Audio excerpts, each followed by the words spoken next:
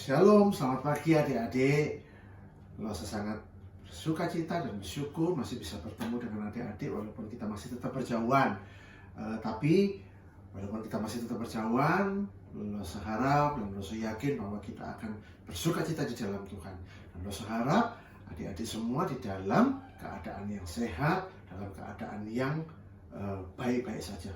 Adik-adik beserta keluarga. Nah, hari ini kita mau memuji Tuhan, kita mau meninggikan Tuhan, kita mau berdoa dan kita akan mendengarkan firman Tuhan. Tapi sebelumnya, marilah kita mau berdoa terlebih dahulu kepada Tuhan, mohonkan berkat Tuhan, mohonkan pertolongan Tuhan untuk ibadah persekutuan kita pada pagi hari ini. Yuk, mari kita bersatu dalam doa. Kita mau melipat tangan, kita mau menutup mata, dan kita mau menundukkan kepala kita berdoa kepada Tuhan. Tuhan Yesus, kami mengucap syukur untuk waktu di mana Engkau memberikan kami kesempatan untuk kami beribadah. Walaupun kami berjauhan Tuhan, tapi kami yakin dan percaya bahwa Engkau akan menyertai ibadah kami pada pagi hari ini.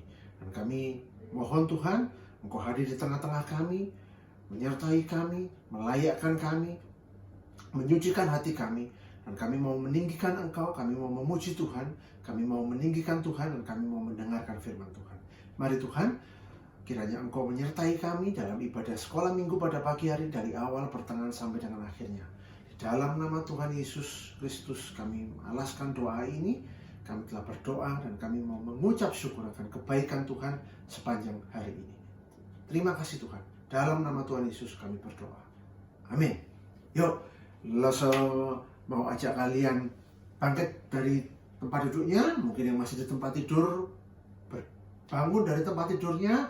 Kita mau ajak kalian untuk bangkit berdiri. Kita mau menyanyikan Mari Kita Bersukaria. Walaupun kita situasi tidak baik, situasi membuat kita di rumah terus, tapi biarlah kita tetap mau bersuka cita. Kita mau bersuka cita di dalam Tuhan Yesus. Yuk kita menyanyikan Mari Kita Bersukaria.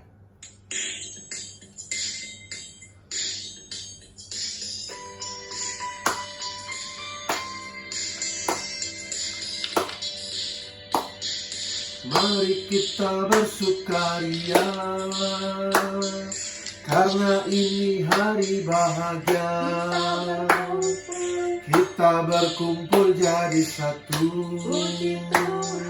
Puji Tuhan semesta itu. Kata tangan wajah berseri. Hilangkanlah hati yang sedih. Yesus berkata, bukankah Yesus berkata damainya diberikan kita. Mari kita bersukaria. Kita ulang sekali lagi. Mari kita bersukaria, karena ini hari bahagia. Kita berkumpul jadi satu.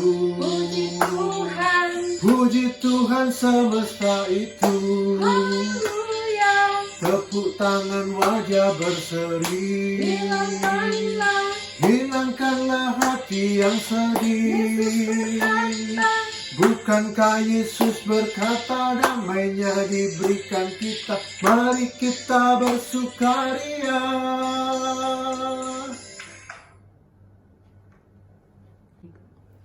Nah, adik-adik, sekarang Losa Dimas mau tanya, apakah kalian masih hafal ayat hafalannya minggu yang lalu yang kita sampaikan setelah pemberitaan cerita firman Tuhan? Ada yang hafal? Ya, ayat hafalan minggu lalu diambil dari 1 Yohanes 1 ayat 9 yang berbunyi demikian. 1 Yohanes 1 ayat 9.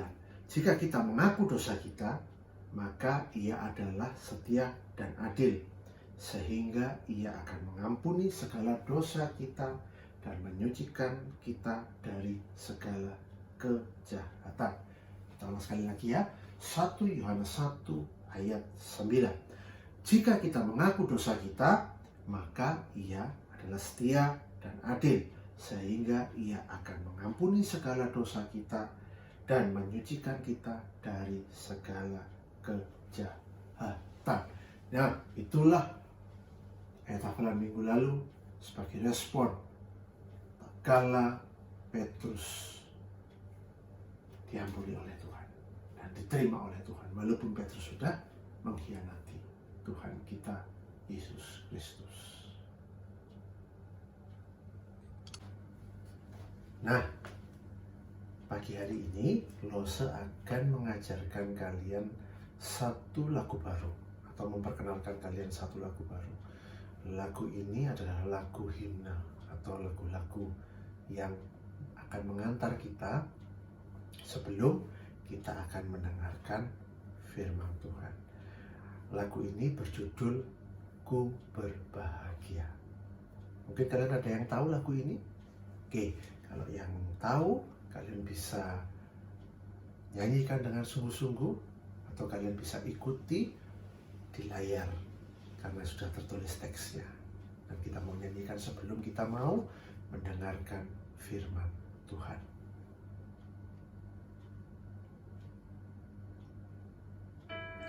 Bahagia, yakin teguh, Yesus abadi kepunyaanku,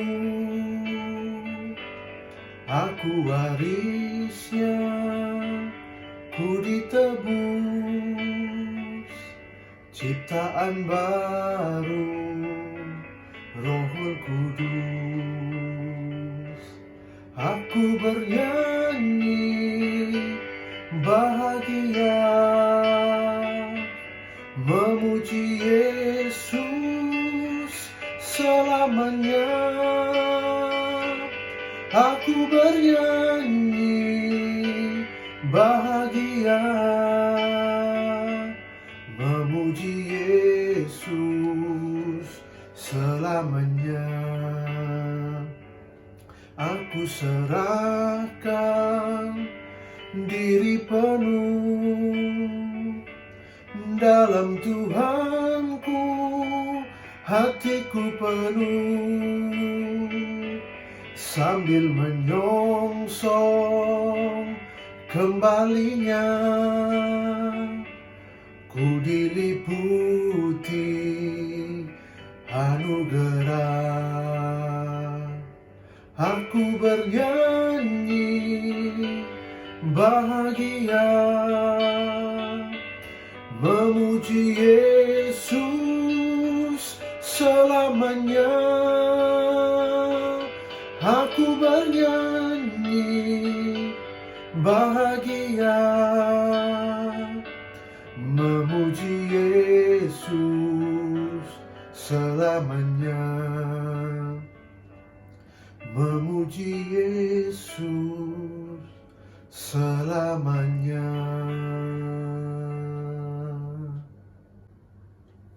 Mari kita bersatu di dalam doa. Tuhan Yesus, kami berbahagia Tuhan. Kami mau memuji Engkau Tuhan, karena Engkau begitu baik dalam kehidupan kami. Engkau rela mati untuk kami, dan Engkau bangkit sehingga kami yang beriman kepadamu, yang percaya kepadamu, beroleh kehidupan yang kekal. Tuhan Yesus, sebentar kami akan mendengarkan kebenaran firman Tuhan. Kiranya Engkau sendiri yang menolong kami, dan kami mau duduk diam mendengarkan kebenaran firman-Mu saat ini. Dan biarlah firman-Mu itu mengubahkan kehidupan kami menjadi anak-anak yang lebih mengasihi Engkau, menjadi anak-anak yang lebih taat kepada Engkau. Terima kasih Tuhan. Tuhan, Engkau memberkati Roselina yang akan memberitakan kebenaran firman Tuhan. Engkau menolong dia, mengurapi dia. Terima kasih Tuhan. Di dalam nama Tuhan Yesus kami berdoa dan kami mengucap syukur. Amin. Selamat pagi adik-adik. Kita sekarang akan mendengarkan firman Tuhan. Kalian masih ingat cerita 3 minggu yang lalu? Ada waktu Tuhan Yesus bangkit dan Tuhan Yesus menampakkan diri kepada siapa saja? Ada Maria Magdalena, ada Thomas dan murid-murid Tuhan yang lain. Dan secara khusus minggu yang lalu kepada siapa? Ya, kepada Petrus. Betul, kepada Petrus.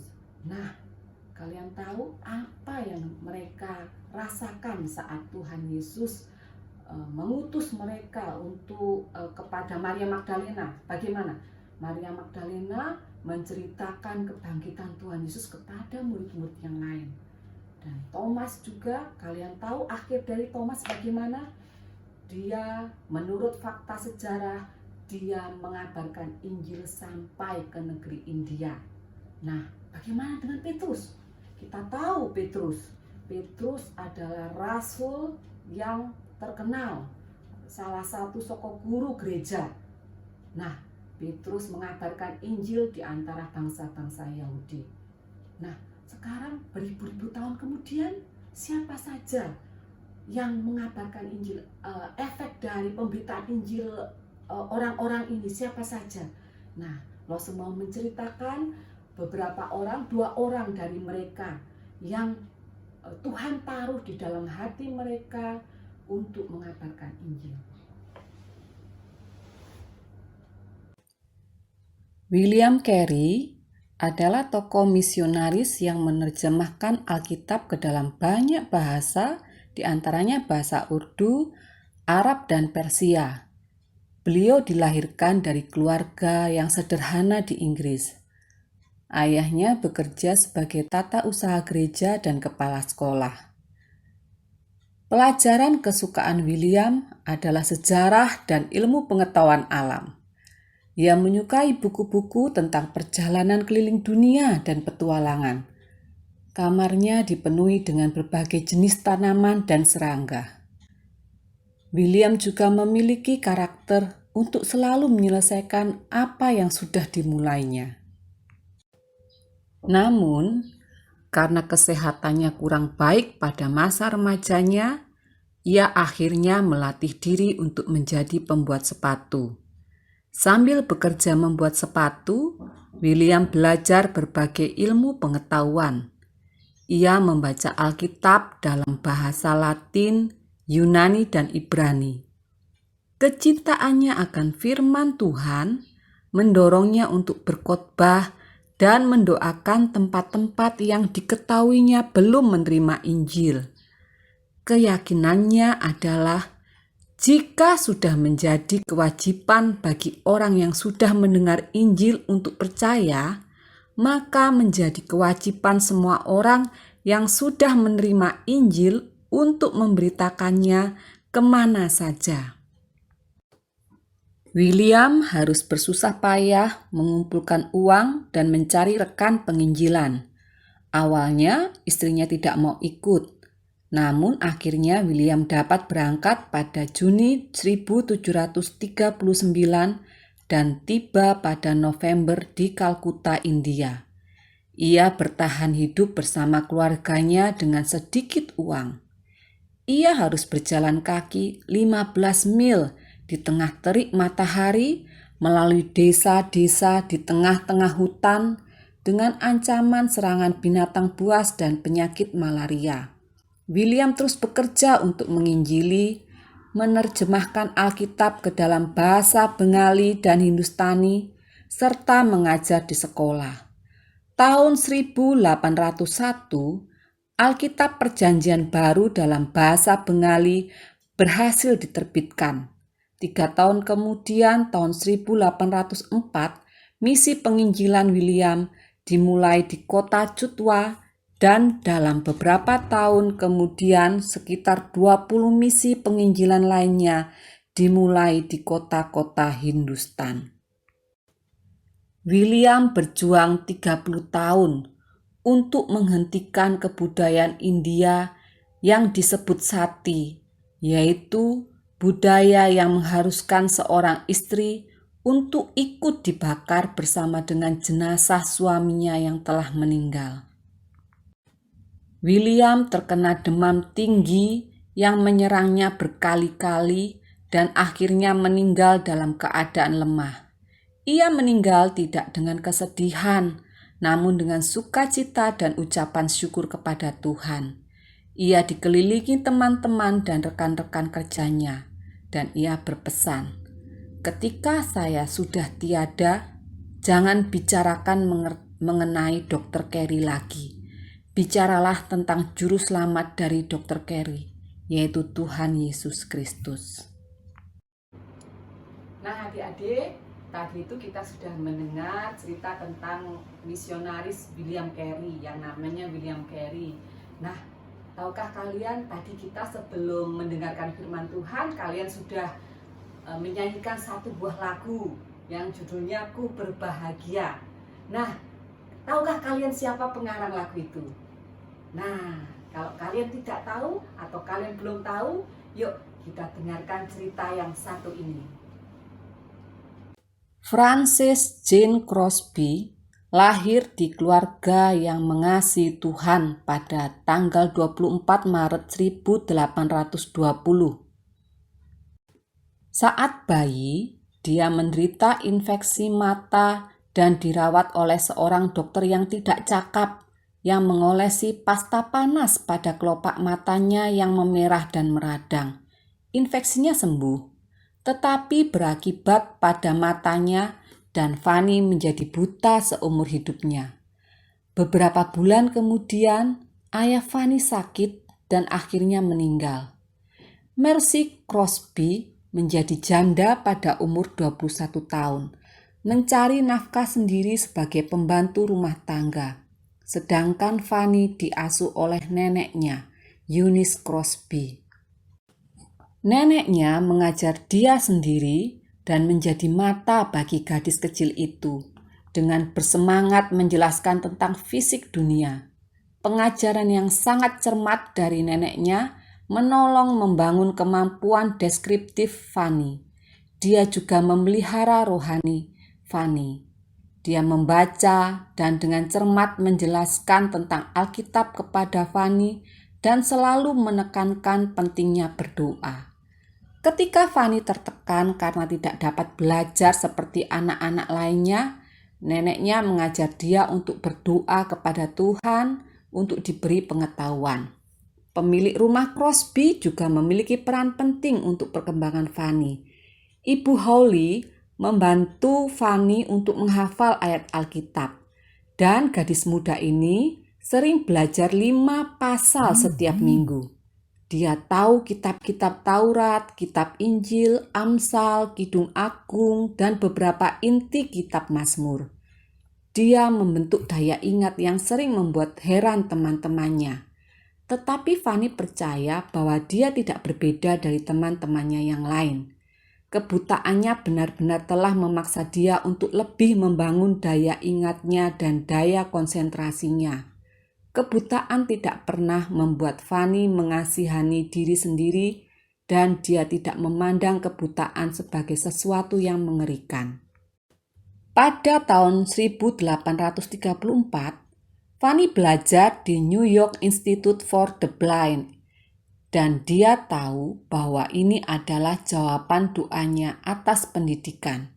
Dia masuk ke sekolah itu ketika dia berumur 12 tahun dan mengajar di sana selama 23 tahun.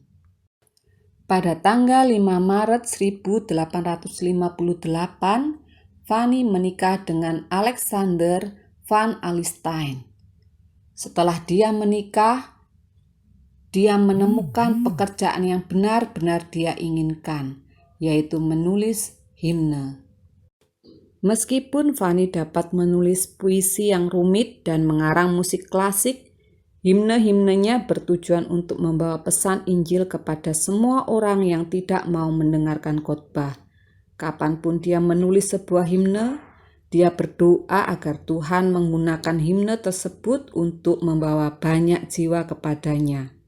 Saat ini, beberapa dari himnenya terus membawa banyak jiwa kepada juru selamat mereka, baik untuk keselamatan maupun penghiburan. Dia mencoba membawa orang-orang kepada juru selamatnya tidak hanya melalui himnenya, tetapi juga melalui kehidupan pribadinya yang baik. Nah, adik-adik, kita sudah mendengarkan cerita tentang misionaris William Carey dan Fanny J. Crosby. Nah, apa sih sekarang pelajaran yang mau kita ambil dari kedua kisah misionaris tersebut? Nah, sekarang kita semuanya sedang dalam keadaan terbatas. Nah, Kalian tahu Fanny J. Crosby juga terbatas. Bahkan dia memiliki keterbatasan fisik, yaitu tidak bisa melihat. Nah, tapi di tengah keterbatasannya dia tidak mengurung diri, dia tidak muram, tapi dia melakukan yang dia punya, mengasah talentanya untuk memberi semuanya untuk kemuliaan nama Tuhan. Dia menulis himne untuk orang-orang mendengarkan dan orang-orang ingat akan Sang Pencipta mereka. Nah, kalian juga dapat melakukan seperti Fanny J. Crosby atau seperti William Carey. Nah, kalian lakukan apa yang kalian punyai. Kalian punya talenta apa? Kalian mungkin punya talenta musik. Nah, kalian bisa melakukannya. Kalian belajar sungguh-sungguh. Jangan cuma belajar setengah-setengah. Lakukan yang terbaik untuk kemuliaan nama Tuhan. Jika kalian pandai ilmu pengetahuan alam seperti siapa tadi? William Carey, kalian lakukan dengan sungguh-sungguh. Karena seperti William Carey, dia dapat mengubah India, dia memiliki misi untuk India. Mungkin kalian akan nanti dipakai oleh Tuhan untuk memuliakan nama Tuhan dimanapun kalian nanti ditempatkan. Nah, adik-adik, bekerjalah sungguh-sungguh, lakukan sungguh-sungguh yang terbaik untuk kemuliaan nama Tuhan. Apapun itu, apapun talenta kalian, lakukanlah untuk kemuliaan nama Tuhan. Kita sudah mendengarkan firman Tuhan, kita mau menutup di dalam doa. Mari kita berdoa. Bapa kami yang bertata dalam kerajaan surga, kami naikkan segala puji, hormat, syukur kepadamu Tuhan, karena pada hari ini kami boleh mendengarkan firman-Mu Tuhan. Engkau mengajar kami untuk kami melakukan yang terbaik seperti kedua pahlawan iman yang Tuhan sudah beritakan buat kami, yaitu Bapak William Carey dan Ibu Fanny J. Crosby. Tuhan, terima kasih Tuhan. Kiranya Tuhan menolong kami untuk kami meneladan iman mereka, melakukan yang terbaik meskipun dalam keterbatasan seperti Ibu Fanny. Tuhan, kami mungkin juga memiliki kekurangan, kami memiliki keterbatasan. Kiranya Tuhan memberikan kami semangat untuk belajar tak kenal lelah Tuhan. Apapun talenta yang Tuhan berikan pada kami ingin memakainya semuanya itu untuk kemuliaan nama Tuhan. Terima kasih Tuhan, kami mengucap syukur pada pagi hari ini untuk firman Tuhan yang Tuhan sudah berikan buat kami. Di dalam nama Tuhan Yesus kami berdoa. Amin. Nah, adik-adik, saatnya kita akan membaca ayat hafalan kita minggu ini yang diambil dari Kolose pasal 3 ayat 23. Yuk, dibuka Alkitabnya di Perjanjian Baru, Kolose 3 ayat 23. Kolose bacakan ya. Kolose 3 ayat 23. Apapun juga yang kamu perbuat, perbuatlah dengan segenap hatimu seperti untuk Tuhan dan bukan untuk manusia. Kolose ulangi, Kolose 3 ayat 23. Apapun juga yang kamu perbuat, perbuatlah dengan segenap hatimu seperti untuk Tuhan dan bukan untuk manusia. Ya, sampai di sini persekutuan kita pada minggu ini. Sampai bertemu lagi di minggu depan. Tuhan Yesus memberkati. Sampai jumpa.